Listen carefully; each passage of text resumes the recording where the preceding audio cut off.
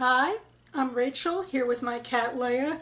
Should have probably tried filming earlier when she was a little more placid. Not sure how long she'll stay here. And I am here to do my weekend update for this week in reading. So a few days ago I posted the What's in My Bag meme thing that had been going around BookTube. I'll link to it below. And in my bag I showed the current book I was reading, which at the time was Hidden Figures by Margot Shetterly. Hidden Figures is a nonfiction accounting of the African-American women in the Langley Institute in Virginia who in mid-century joined the team, as it were, first to make better airplanes for World War II and then to put men into space during the Cold War. I was distracted, she just left. Anywho, they worked as mathematicians doing the calculations as human computers in the days before and during the advent of major mechanical computing and all sorts of science and physics and math stuff that I don't understand. And certainly this book wasn't written for me to understand that. I mean, although it sometimes went into some physics and math talk, it was mostly a social history about, mostly about America's race relations and how they impacted the lives of individuals and also how they impacted our national ambitions. I just feel like both in the movie that was made off of this book and the book itself. Sorry for the sirens. There's just such an obvious connection between our national ambitions and the segregation and Jim Crow laws of the time. Like we're trying to make these diplomatic alliances in the post-World War II world with new countries that are in previously colonized land, and yet the people of color in America aren't treated very well. Like, what's up with that? And when you think about America being second in the Cold War, like which sometimes seemed to be the case in this race, one of the obvious things to come to mind is, well, we're not giving all of our children the best education they can get. Maybe that would help. It's just one of these things that I think mainstream white society never had to think about much before, how all of these social and scientific and political realities are bound together. And they say a lot about our national narrative and where we go and where we end up. And of course, this is also a testament to the fact that getting these first few black women in the door, both as black people and as women, was the first slow and sure sign to prove that this segregation is ridiculous, and that of course it doesn't have to be this way, and that people can work together. And obviously this book has a major focus on economic equality in the workforce. She does a whole lot of research, and it's very impressive and also very readable. I guess one of my biggest complaints would be about how the three women that are more or less the personal focus of the story, they didn't actually come off that different to me. I mean, they were all described as really ambitious and hardworking and, you know, come up from nothing, obviously, because of the societal drudgeries that they were put under. And I think this might just be a nonfiction thing, because obviously you can't invent as much of a character in nonfiction as you can in fiction. It's just much more reportage. So I think she did the best she could, but I do feel like that's one thing that the movie is better with, that when you see Dorothy Vaughan and Mary Jackson and Katherine Johnson, they feel like three very different people, and not just because of their job descriptions. And obviously not all of the movie was true and factual, and the movie focused on a much narrower time period, and I think amped up some drama in some cases, but I could see how that would make it more compelling. But the history, the multifaceted history is much better explored in this book, so I would recommend it to people interested in the history of, well, of NASA, of the space race, of World War II and the new fight in the skies aspect of that war, and of course civil rights history. I mean, there's just so much jam-packed in here. It was a strangely auspicious time for me to read that novel because on HBO, just after I finished it, they started airing the movie. And also the week before was the National Book Festival in DC. I'll link my vlog down below to that.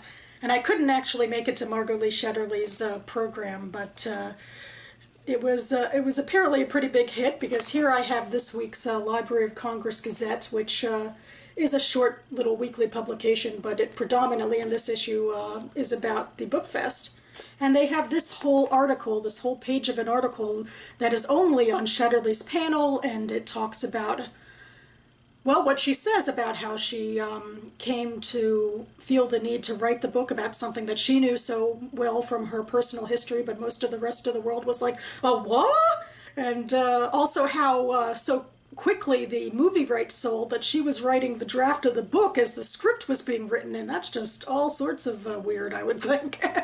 And I'm really a big fan of the ending quote that they put in this article, so I actually put it in my Goodreads review too, but I'll read it here as well, where Shetterly is answering a question from an audience member about her opinion of the emotional impact of the story, and particularly the movie. And she said, I think what the movie does is that it shows us an instance of closing the gap between who we are when we fall short and who we are when we stand up and go to our highest level. It's optimistic. It doesn't shy away from the difficult thing, but it doesn't take away from the hope. I'm really glad I spent most of last week with that book, but of course that means I'm only about halfway through with this book, The Book of Esther by Emily Barton. So I'm reading this as part of my Jewish alternate history project of novels that I'm reading this month. This one I think will be the most fantastical. Barton imagines that a very short-lived Turkic nation called Khazaria that converted to Judaism briefly before it fell under, didn't fall under, and still existed for 1,000 more years up until the Holocaust. And during that time, this protagonist, the daughter of an important man, decides she needs to raise an army and go to war against the Germans, or Germania, as she calls them. And, I mean, a lot of this I think would read so much like an actual fantasy book with all of the descriptions of ritual and mysticism, and it's almost like the wizarding world in Harry Potter, which, like, you know, exists just behind the Muggle world in the same time and is slightly different culturally. Although in this book there's just not much of an understanding, I don't think, about why this Khazaria is such a strange, epic fantasy land amidst the industrialized modern world of the 40s. I just don't get why they feel to be in a completely different world. Maybe the Kabbalists, who certainly have some magic, have heretofore screened it off a little bit. Otherwise, they don't really seem to have any of the technological advances of the rest of the world, and instead rely on their own magic and steampunk, which, let's face it, that can be much more fun. So I can see how this is a fun book, but it's also very meandering, and the characters are pretty flat. So I guess overall I'm a little bit disappointed in this.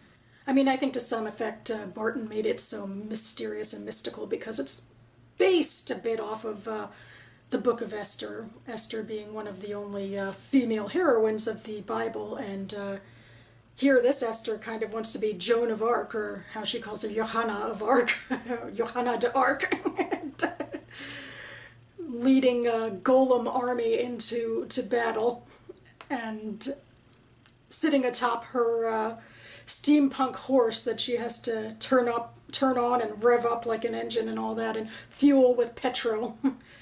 Of course, Hitler they refer to as Haman the Agagite, who is the actual villain of the Purim story, which is the holiday where Esther is the main female character.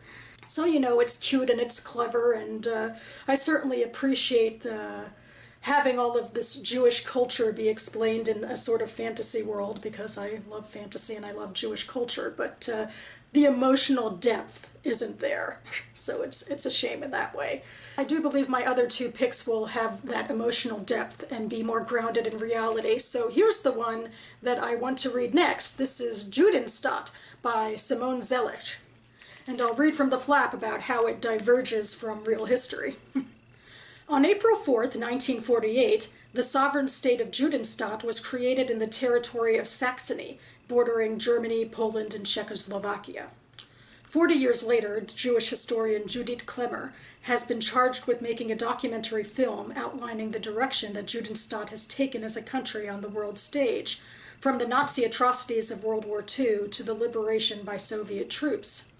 She is haunted by the ghost of her dead husband, Hans, a Saxon shot by a sniper as he conducted the National Symphony. With the grief always fresh, Judith has lived a half-life until she is confronted by a mysterious flesh-and-blood ghost from her past, who leaves her controversial footage on one of Judenstaat's founding fathers, and a note. They lied about the murder.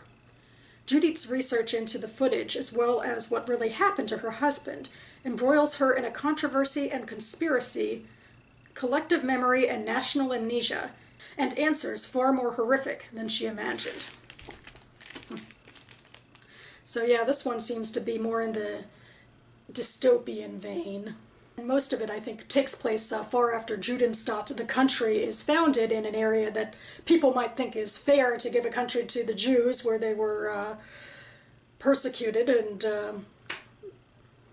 the victims of genocide. Although I am curious how she's going to handle the fact that there were Jews in Palestine far before Israel was made into a state. So I don't know if that'll come in or not, but it actually comes in a little bit in the Book of Esther. They do talk about the pioneers in Palestine, and they also talk about the differences between the Khazarian Jews, who are a little more Turkic and olive-skinned, and then the refugees, who are the Ashkenazi Jews, who they fall into conversation with when they come to Khazaria to be refugees. And so the Khazarian Jews learn Yiddish, and they're like, oh, so this is your brand of Judaism. And anyway, now I'm talking about the other book, so maybe it's leaving more of an impact on me than I thought. And I'm hoping this book will too, but I'm sure it'll be quite a different experience. And finally, it's arrived from the library, my September pick of the 2 books that Eric and Anna have decided are their picks this month for their book club. This is Under the UDALA Trees by Chinelo Okparanta.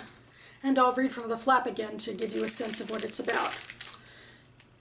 Ijeoma comes of age as her nation does, born before independence. She is 11 when civil war breaks out in the young Republic of Nigeria.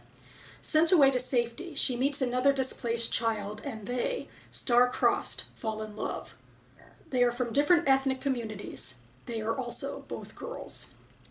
When their love is discovered, Ijeoma learns that she will have to hide this part of herself, but there is a cost to living inside a lie.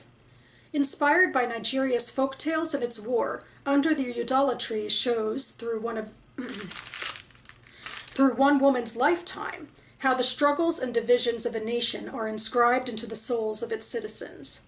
In prose that is elegant and spare, with insights heartbreaking and electrifying, it offers a story charged with hope that points to a future when a woman might just be able to become fully herself, shaping her life around truth and love.